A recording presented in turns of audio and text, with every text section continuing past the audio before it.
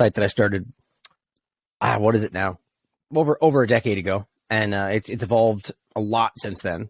But over the last maybe 5-6 years, it's really gotten more focused. Let's put it that way. But it's always been as just to kind of trying to cover, whatever we think people are being lied to about, whatever the most important conversation is. And as I said, it kind of started focused on cannabis law reform, and that topic that's much bigger than I think a lot of people realize today. That it's much bigger than just a cannabis conversation, but that opened up my eyes to bigger things. And now today it's just everything you can imagine, with multiple writers around the world, and just trying to cover things people are being lied to about. I think we all see that more acutely today than ever. That's interesting. So it was the whole cannabis deal that first got you into this path?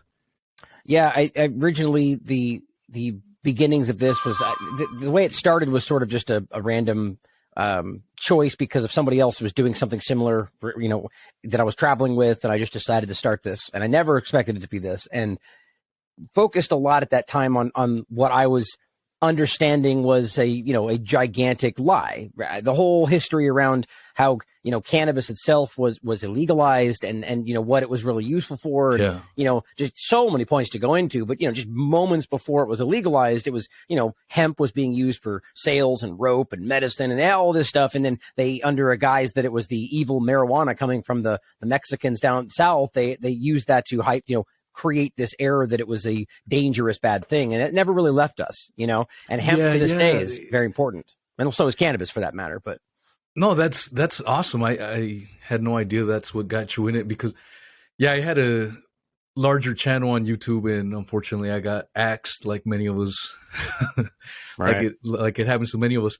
And I did do a little stream on William Randolph Hearst, who was a key proponent, and a lot of people don't know how big of an impact to this day his propaganda made on us as a whole. I mean, I'm of Mexican American heritage, and marijuana. I mean, that was all part of the propaganda and game to get it demonized, and we feel it to this day. Like, my parents are old school Mexicans, and when I ask them, why do you hate weed? Why do you hate marijuana so bad?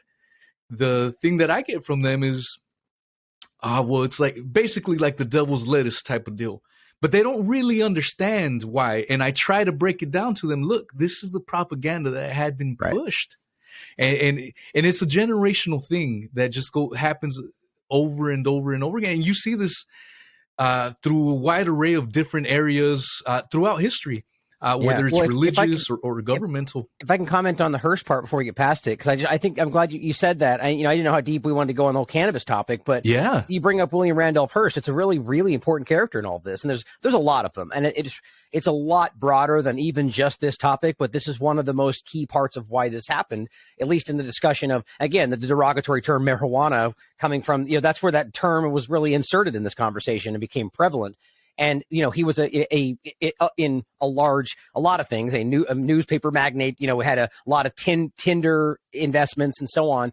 And when hemp was very clearly recognized, I forget the guy's name, and I always wish I remember. I always forget to make sure I insert that in my memory. But it's sad that we don't know his name, and I'll make that point. Why is that this guy invented a machine that could turn hemp pulp into paper the same way we had at the time to turn, wood pulp into paper.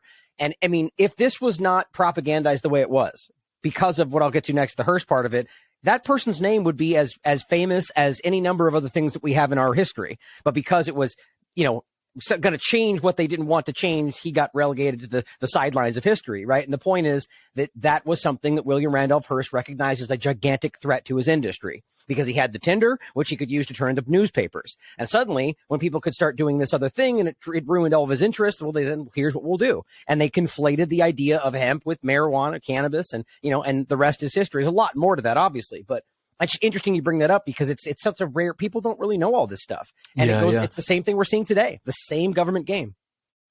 Well,